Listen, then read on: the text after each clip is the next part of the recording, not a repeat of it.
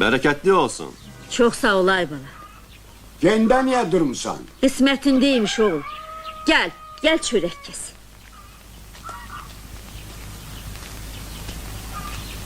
Eyleş bala. İsti çörek, aktarma pendir. Ye, halal hoşun olsun. Götür Aybala. Niye yemirsin? Yok. Ben bu evde duz çörek kese bilmem.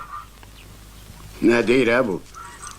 Kişi başlıya danışsan ha? Hele bu ocakta haram tüke pişmeyip. Benim çöreğim de duzum da halal duz çörekti abala. Ben gelmişim bu ata parmağa.